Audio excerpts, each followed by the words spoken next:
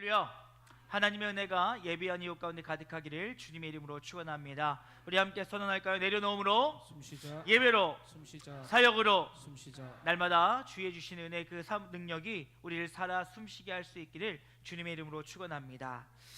여러분, 혹시 이곳에서 믿음으로 살지 않기 원하시는 분 계십니까? 아마도 예수를 믿는 모든 사람이라고 한다면 삶의 모든 상황 속에서 믿음으로 승리하고 믿음으로 살아내기를 원할 것입니다.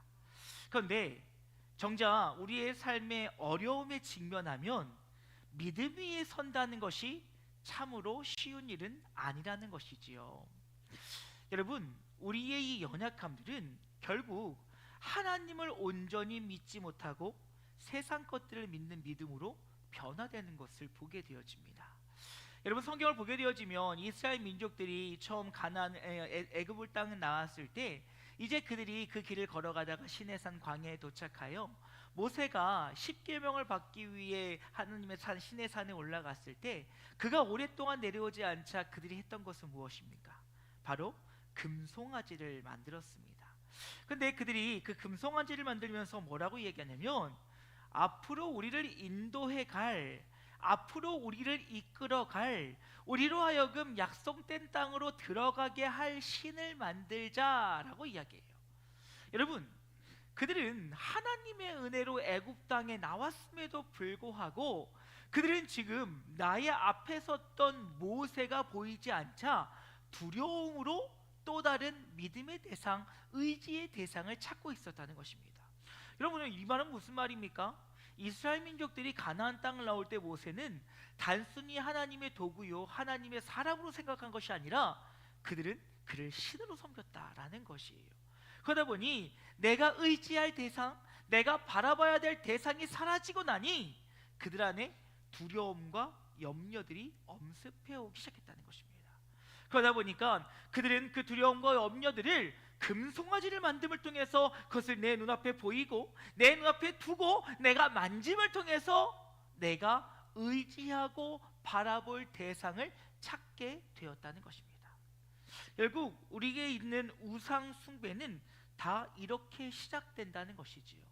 하나님을 철저히 믿지 못하고 하나님을 철저히 의지하지 못함으로 인하여 우리 안에 있는 이 연약함들이 하나님을 믿고 의지해야 될 그것들을 그 대상에 하나님이 아닌 세상의 다른 그 어떤 것들을 놓게 되어진다는 것입니다.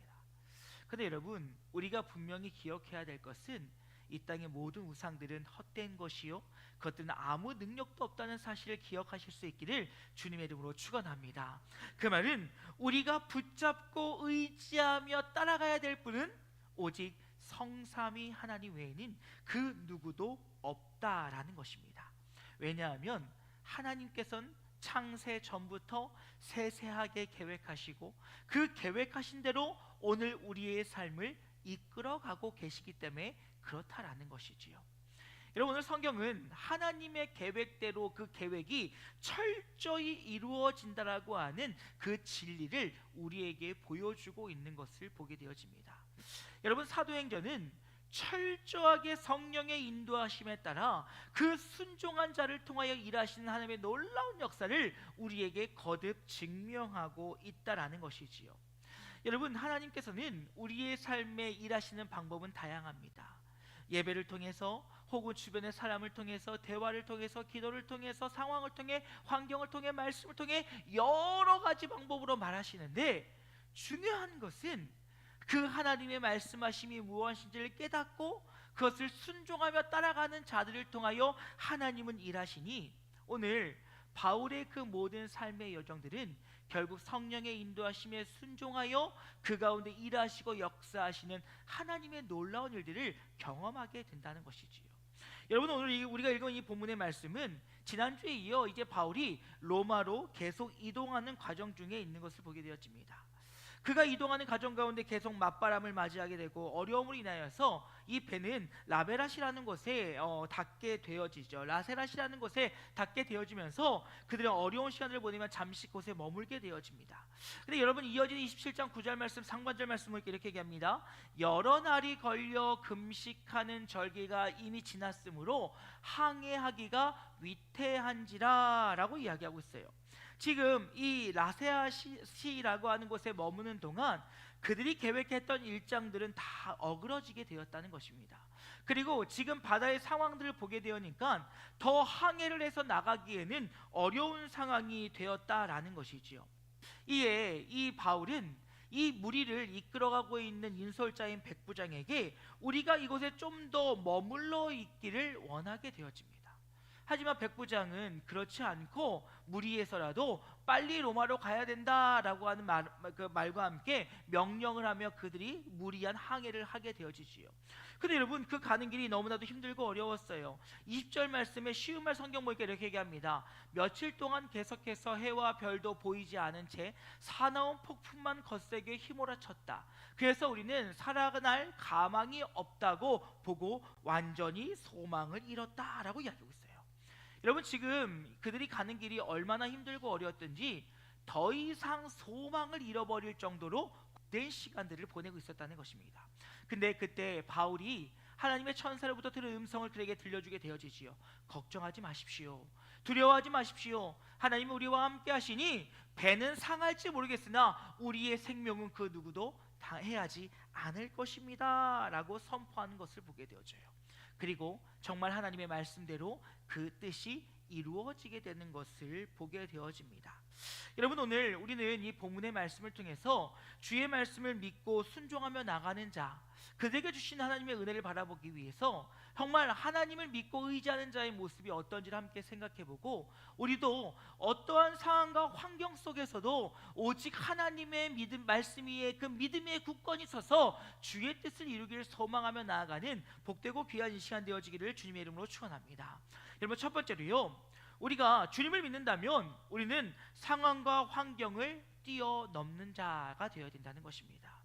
주님을 믿는 자, 주님을 의지하는 자, 주님께 붙들린 자, 그들은 내 눈앞에 있는 폭풍도 넘어설 수 있어야 된다라는 거예요.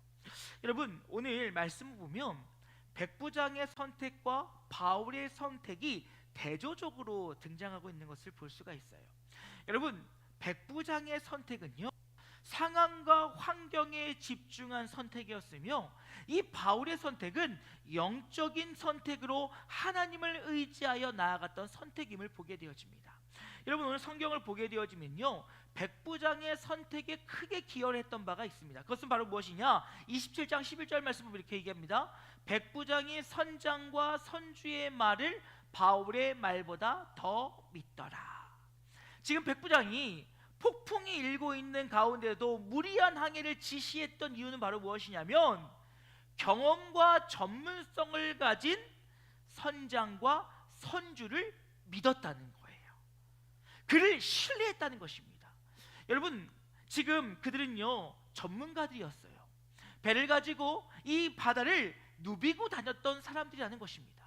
그러니 그들을 신뢰하고 그들을 믿음으로 말미암아 백부장은 지금 항해가 가능하다 선언하고 그 길을 무리해서 강행했다라는 것입니다. 그럼 여러분, 우리는 여기서 한 가지 질문을 던질 필요가 있어요. 그것은 바로 무엇이냐? 그 목사님, 세상의 경험과 전문성을 다 무시하라는 얘기입니까? 아니지요. 여러분, 제발 부탁인데요, 여러분, 누군가를 존중하고 존경함으로 그 전문성과 경험을 인정할 수 있는 성숙한 우리가 되어지기를 주님의 이름으로 부탁드립니다. 여러분, 예를 들어 이런 거예요. 아프면요, 병원을 가세요. 제발요. 집에서 민간요법으로 뭐 먹으면 좋다더라. 여러분, 제 친구 중에 의사가 있거든요. 이 친구에게 물어봤어요. 야, 비타민을 하루에 1정도 먹으면 좋다는데 얼마나 먹어야 되냐? 쓸데없는 얘기하지 말고 약 먹어 그러더라고요. 그 왜? 그랬더니 몸에 좋은 만큼 비타민을 먹으려면 네가 하루에 트럭째 먹어야 되는 거예요. 그치요? 전문가들은요, 그에 따른 지식이 있다는 것이지요. 아픈데 민간요법 뭐가 좋다 다 필요 없다는 것입니다. 여러분, 의사인 제 친구가 그러더라고요. 제일 힘들고 어려운 진상 손님이 누군지 아냐? 이미 다 진단 끝내고 와서 그렇게 치료해달라고 하는 사람 제일 힘들대요. 자신들이 전문가가 아니잖아요. 그런데 그것을 인정하고 받아들이지 못한다는 것입니다. 그런데 여러분, 오늘 그들의 전문성과 경험보다 앞서야 될 것은 바로 무엇이냐?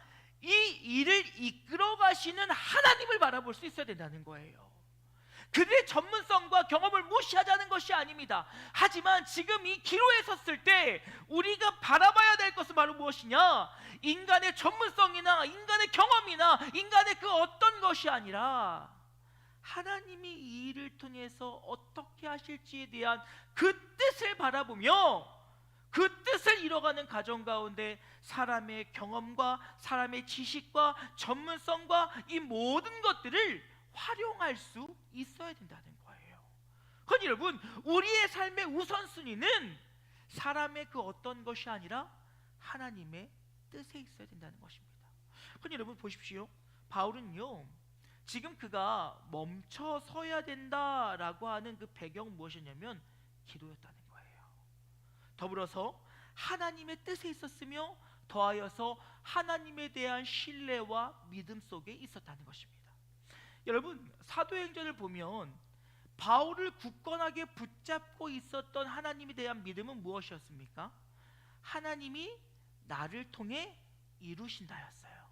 즉, 하나님께서 그를 다메섹 도상에서 부르실 때에 하나님께서 너를 이방의 사도로 열방 가운데 복음 전파의 도구로 사용하겠다라고 하셨던 하나님의 그 약속의 말씀을 믿음으로 그는 고난과 역경이 찾아와도 나에게 주신 사명을 이루기 위해 주님이 동행하심을 믿음으로 그 길을 걸어갔다라는 거예요. 여러분, 바울에게 그것이 없었다면 바울은 얼마든지 멈춰 설 수 있었습니다. 바울은 그것이 아니더라도요, 세상의 것들로 얼마든지 부귀영화를 누릴 수 있는 배경을 가지고 있었고요, 그는 이 길이 아니라 할지라도 많은 사람들로부터 더 존경받는 자리에 갈 수 있는 사람이었다는 거예요. 그런데 그가 붙잡고 믿고 의지하며 나갔던 것은 바로 무엇이냐? 하나님이 나를 부르셨다, 하나님이 나를 사용하실 것이다, 하나님의 약속하는 반드시 이루어질 것이다, 그러기에 내가 목숨을 다해 이 길을 걸어가겠다는 거였어요. 즉, 하나님을 그를 철저히 믿었기에 하나님을 의지하였고, 하나님이 그 가운데 그에게 원하시는 바가 무엇인지 알게 하심을 통하여 모든 상황 속에서 판단하고 결정하고 그 가운데 나아갔다는 거예요. 여러분 보십시오. 오늘 23절 말씀 보면 이렇게 얘기합니다. 내가 속한 바 곧 내가 섬기는 하나님의 사자가 어젯밤에 내 곁에 서서 말하되. 여러분, 이 말은 무슨 말이에요? 지금 바울은 여러 날 동안 폭풍이 일어나는 중에서도 기도했다는 거예요. 하나님 바라봤다는 거예요. 지금 백부장에 의해서 배는 떠났고 풍랑을 만났으며 이 상황은 어쩔 수가 없는 거예요. 그런데 그 상황 속에서 지금 바울의 선택한 바는 무엇이냐? 하나님을 바라보고 하나님을 의지하며 믿음 가운데 섰더니 주의 사자가 그에게 나타나 말씀을 선포하시고 그 말씀으로 그 자리에 있는 모든 자들을 위로하시고 그리고 그들의 갈 길을 더욱더 분명하게 보여주고 계셨다는 거예요. 그건 여러분, 우리의 믿음은요, 상황과 환경을 뛰어넘는 것임을 기억하실 수 있기를 주님의 이름으로 축원합니다. 상황과 환경에 붙들려서 그것을 우리의 생각과 우리의 기준과 우리의 관점과 우리의 그 어떤 것으로 바라보는 것이 아니라 하나님이 이루시겠다고 하면 이루어지는 거예요. 하나님이 역사하시겠다고 하면 역사가 되는 거예요. 하나님께서 온전케 하시겠다라고 선언하시면 온전해지는 것이에요. 그러니 우리는 상황과 환경을 뛰어넘는 그 믿음을 소유하며 나아갈 때 우리의 믿음의 그 아름다운 행보들의 아름다운 열매로 더해진다는 사실을 기억하실 수 있기를 주님의 이름으로 축원합니다. 그래서 두 번째로요, 여러분, 주님을 믿는다는 것은요, 내 모든 것을 주님께 내어 맡김으로 평안을 누리는 것입니다. 여러분, 오늘 바울의 이 선언 뒤에 하나님의 평안이 그들 가운데 일어나게 되어지지요. 하지만 지금 이 상황과 환경은 그들을 결코 평안하게 둘 수 없는 상황이었다는 것입니다. 여러분 14절 말씀 보십시오. 얼마 안 되어 섬 가운데로부터 유라굴로라는 광풍이 크게 일어나니 라고 이야기하고 있어요. 그들이 힘들고 어렵게 섬에 잠시 멈췄다가 바람을 피하였다가 다시 백부장의 결정으로 길을 떠났는데, 그때 다시 유라굴로라는 그 풍랑을 맞이하게 된 거예요. 여러분, 이 가운데 기쁘며 평안을 누릴 자가 어디 있겠습니까? 여러분, 통제할 수 없는 지경에 이르렀어요. 그리고 그 통제할 수 없는 상황이 며칠이나 지속되어지고 있습니다. 그리고 그들이 가우다라고 하는 작은 섬에 닿게 되었는데, 선원들이 잠시 이 짐들을 재정비하여 출발하려 했지만 이조차 될 수 없었던 것을 보게 되어져요. 그러니 여러분 16절 이후의 말씀 보십시오. 이렇게 얘기합니다. 우리는 간신히 거룻배를 갑판 위에 끌어올릴 수 있었다. 선원들은 밧줄로 거룻배를 선체 동여 맸다. 그런데 그대로 가다가는 배가 모래톱에 처박힐지도 몰랐다. 그래서 선원들은 돛을 내리고 바람이 부는 대로 떠내려가도록 배를 그냥 내버려 둘 수밖에 없었다. 여러분, 이거 뭔 상황이에요? 통제 불능 상황이에요.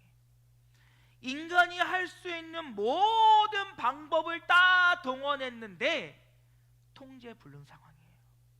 거룻배를요 본선에다가 동여 맸습니다. 그리고 이것이 혹시 문제가 되지 않을까 해서 이 닻을 올리고 돛을 올리고, 그리고 이제 아무것도 할 수 없는 상황 속에서 그대한 거는 바람의 배가 알아서 움직이기를 기다릴 수밖에 없는 상황이었어요. 여러분, 알지 못하는 길을 갈 때 얼마나 두렵습니까? 한 치 앞도 내다 못하는 우리의 인생이 힘들고 어려움에도 또 그 길 가운데 내다보지 못하는 오늘 내일의 삶이 우리를 두렵고 염려 가운데 이끌어가고 있는 건 아니겠습니까? 여러분, 이제 수능만 다 끝나면 될 줄 알았어요. 이제 또 시작이에요. 수능만 다 끝나면 집이 평안히 찾아오고 아무 걱정 근심이 없을 줄 알았어요. 또 시작이에요. 시험이 쉬웠느니 어려웠느니, 수시가 되느니 안 되느니, 면접을 가야 되니 말아야 되느니, 뭐 정시를 어떻게 넣어야 되니, 뭐 가군이니 나군이니, 대학 가기 진짜 힘든 것 같아요. 여러분, 근데 이것이 두렵고 염려인 까닭은 무엇입니까? 모르기 때문에 그래요. 몰라요. 안다라고 한다면 이것이 두렵고 염려될 이유는 아무것도 없는 거지요. 하지만 그 길을 알 수 없기에 두려움과 염려 가운데 임하게 되어지고, 그러니 우리 안에는 불안함이 찾아올 수밖에 없다는 거예요. 여러분 22절 말씀 보십시오. 그런 상황 가운데 바울은 이렇게 합니다. 내가 너에게 권하노니 이제는 안심하라.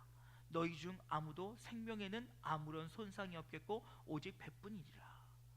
여러분, 바울이요 이 얘기를 할 때 괜찮을 거야, 이제 평안해도 돼요, 괜찮을 거예요, 그러니까 걱정하지 맙시다, 이렇게 얘기했어요? 아니에요. 그는 주의 사자로부터 이야기를 두고 담대하게 얘기했어요. 여러분, 두려워하지 마십시오. 하나님이 분명 우리를 살리신다고 하셨습니다. 배는 조금 다치고 고장날지 모르겠습니다. 하지만 하나님이 우리를 살린다고 하셨습니다. 이렇게 담대하게 선포했을 것입니다. 그때 여러분, 그들에게 주셨던 선포는 무엇입니까? 이제 안심하라는 거예요.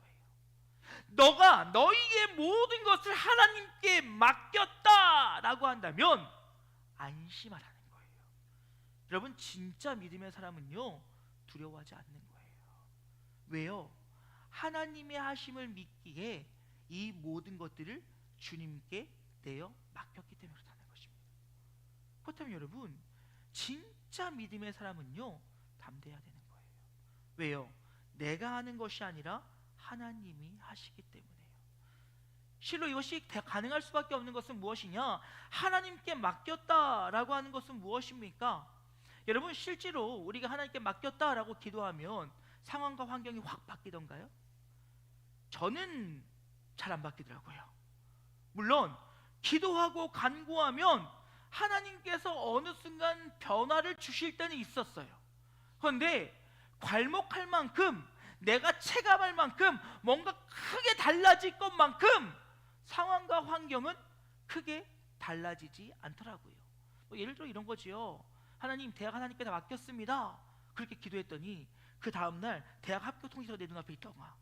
예, 뭐 갑자기 교육부에서 이제 대학 입시에 대한 모든 제도 다 없애버리겠다, 이런 환경의 변화는 절대 일어나지 않아요. 그렇지요? 그럼 여러분, 우리가 기도함으로 평안할 수 있는 방법, 이유는 뭐예요? 상황과 환경은 하나도 바뀌지 않지만 그 상황과 환경을 받아들인 나의 마음의 중심을 바꾸셨다는 거예요. 상황과 환경은 하나도 안 바뀌어요. 아니요, 전혀 밖에 기색이 안 보여요. 그런데요, 그 상황과 환경을 받아들이는 나의 마음의 태도와 자세가 바뀌니 그거를 바라보는 나의 마음이 두려움과 염려가 아니라 기쁨과 평안과 안식이 될 수 있다는 거예요.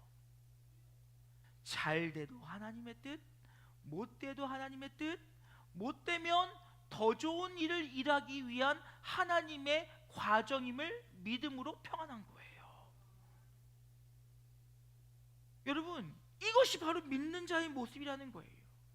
우리가 하나님이 나를 예정하셨습니다, 계획하셨습니다, 섭리하십니다, 가장 좋은 곳으로 이끌어 가십니다, 아멘 해놓고서 맨날 발발발 떨고 있어요. 주여 주여 주여 어찌합니까 어찌합니까. 이거는 믿는 자의 모습이 아니라는 거예요. 정말 이 모든 것들 하나님께 내려놨습니다, 하나님 책임져 주십시오, 하나님이 일하시죠, 믿습니다 하는 사람은 담대하게 나의 삶에 열심히 살아가면 되는 거예요. 그러면 하나님이 그 일에 대해서 어떻게 역사하실지 우리는 알 수 없지만 분명 하나님이 책임져 주심을 믿음으로 담대할 수 있다는 것입니다. 여러분, 바울 보세요. 안심하래요. 앞에 파도가 치고 있는데 안심하래요. 여러분, 죄송합니다, 미친 소리 아닙니까? 앞에 지금 며칠 동안 지금 해가 떴는지 뭐가 떴는지 모르는 상황이 며칠 동안 반복이 되고 있는데 안심하래요, 평안하래요. 미친 소리예요. 하지만 이것이 미친 소리가 아니고 하나님의 역사심인 이유는 무엇이냐? 믿음으로 바라보고 믿음으로 선포하고 믿음으로 나아갔더니 이제 그들 마음 가운데 평안이 찾아오기 시작했다는 거예요. 왜요? 이 모든 일을 하나님이 하실 것을 철저히 믿었기 때문에요. 사랑하는 여러분, 소망합니다. 여러분의 모든 삶을 주님께 내어 맡김을 통하여 하나님의 주시는 은혜와 평강이 여러분 가운데 있기를 주님의 이름으로 축원합니다. 그 은혜와 평강이 우리의 가정과 우리의 기업과 우리의 교회 가운데 임할 때 상황과 환경이 나를 휘젓는 것이 아니라 하나님을 향한 그 믿음이 우리를 더욱더 굳건히 세울 수 있다는 거예요. 그리고 마지막으로요, 또 하나님을 믿는 자는 사는 자들은 사명을 붙잡고 살아가는 거예요. 여러분, 우리는 알지요? 이 땅의 것에 미련 두지 마세요. 우리는 이 땅에 부름받은 이유 하나님께 영광을 돌리며 열방 가운데 주의 복음을 전파하기 위함이에요. 여러분, 설교가 제 삶일 수밖에 없는 이유가 있습니다. 제가 살아가는 동안에 그 안에서 하나님을 경험하거든요. 이번 주에는 장례식이 왜 이렇게 많았는지요. 정말 너무나도 마음 아프게 자살한 분의 장례식도 있었고, 또 너무나도 마음 아프게 젊은 나이에 암으로 세상을 떠난 선배의 장례식도 있었고, 또 저희 외할머니가 원치 않게 교통사고로 돌아가셔서 장례식을 치르기도 했고, 참 이번 주에는 많은 장례가 있었습니다. 그런데 이번 장례가 다 마치고 난 뒤에, 할머니 장례를 마치고 나서 참 우리의 인생 헛되다라는 생각을 많이 하게 됐어요. 저희 할머니가요, 욕심장이세요. 뭘 그렇게 쌓아두시는지 아주 그냥 집에 아주 차고 넘쳐요. 그래서 이제 할머니가 원치 않는 사고로 이제 길에서 사망하게 되어지고, 장례식을 마치고 이제 집으로 다 마치고 난 뒤에 온 가족이 이제 할머니 댁으로 같이 갔어요. 그래서 마지막 기도하고 예배를 드리려고 갔는데 이게 웬일입니까? 집에 불도 켜 있는 거예요. 밥통에 보니까요, 밥도 남아 있는 거예요. 할머니께서 그냥 잠깐 앞에 나갔다 올 마음으로 나가셨다가 사고를 당한 거예요. 아무것도 가져가지 못하셨고요, 아무것도 챙기지 못하셨고요, 아무것도 품고 가지 못하셨어요.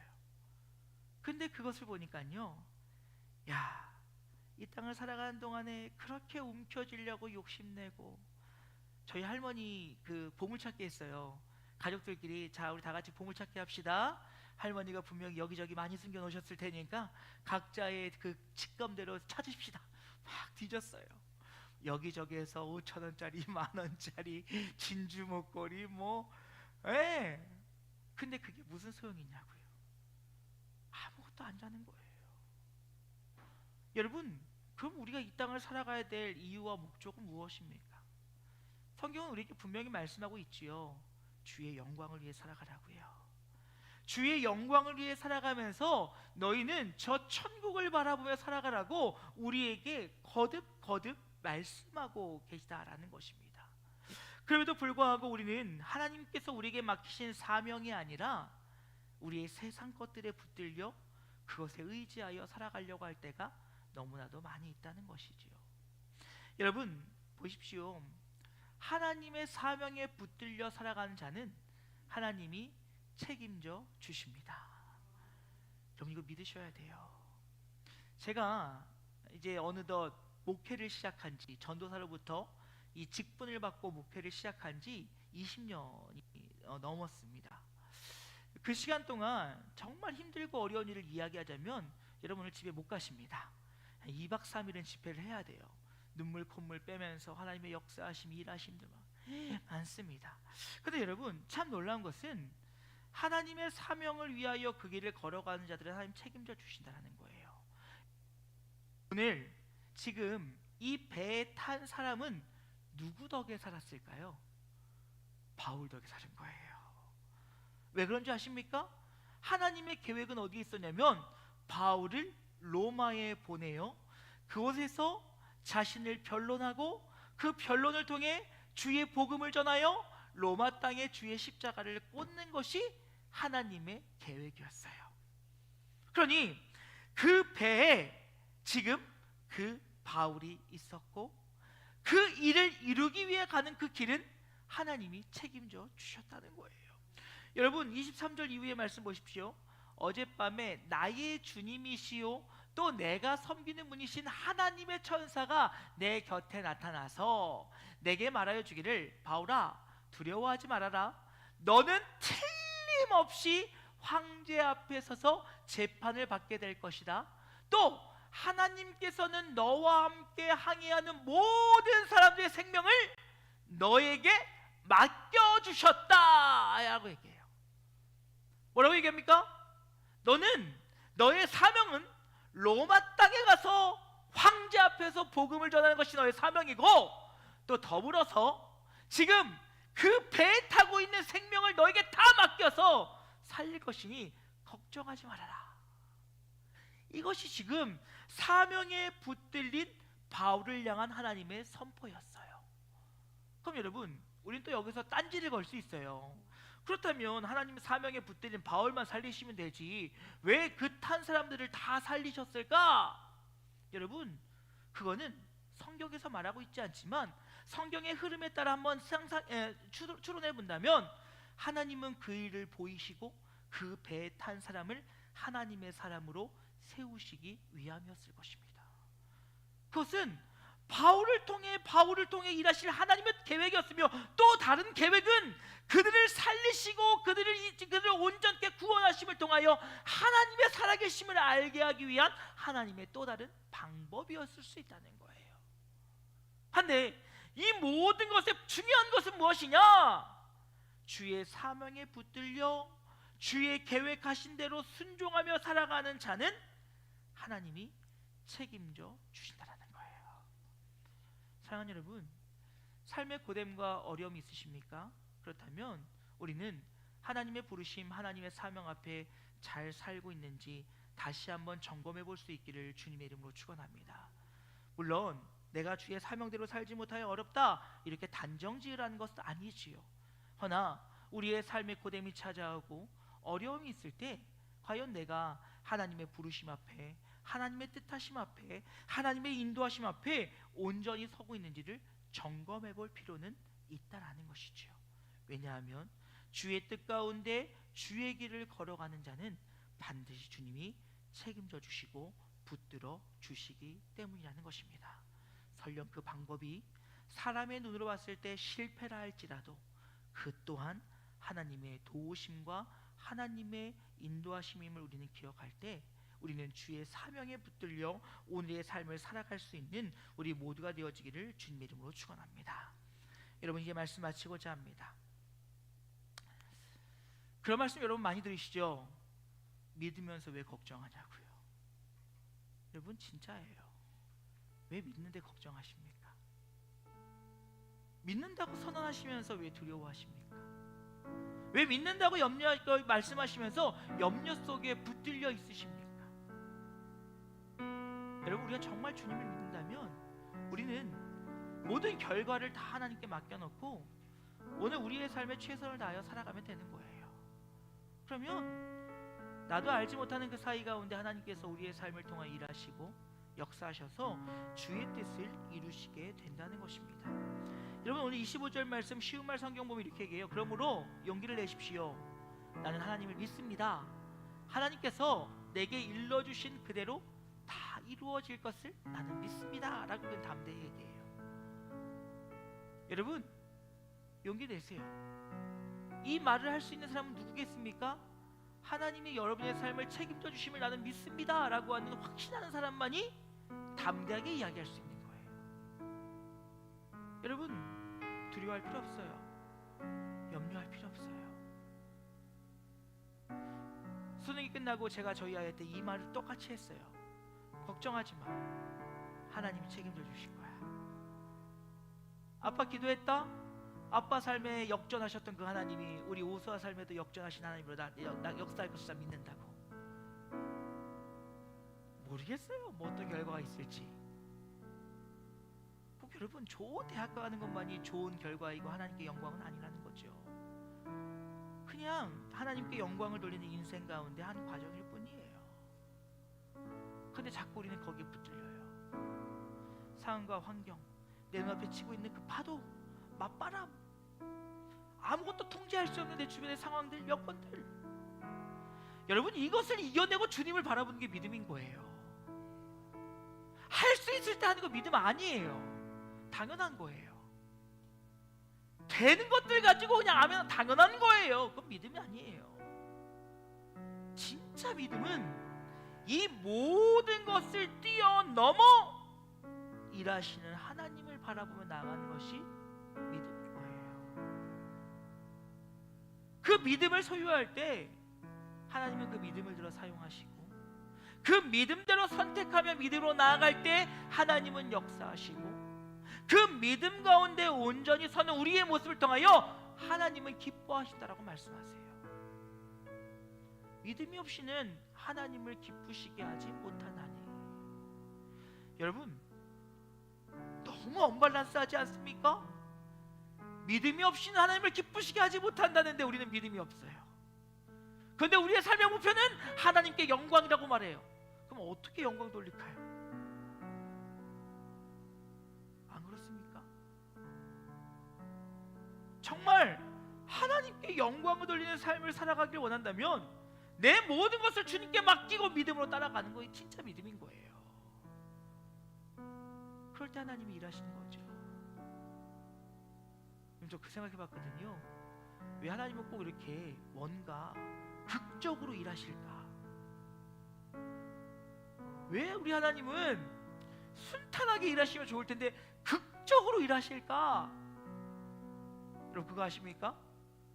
극적인 상황까지 갈 때까지 우리 하나님 믿지 못해요. 그래서 철저하게 이 모든 것은 하나님이 했다라고 고백하게 만드세요. 여러분 아세요? 복 받는 비결 하나예요. 믿음으로 순종하면 빨리 복 받아요. 괜히 머리 굴리고 이거 하고 저거 하고 다 필요 없어요. 괜히 그러면 그럴수록 오늘 이제 모습대로 통제의 불능 속에 들어갈 수밖에 없어요.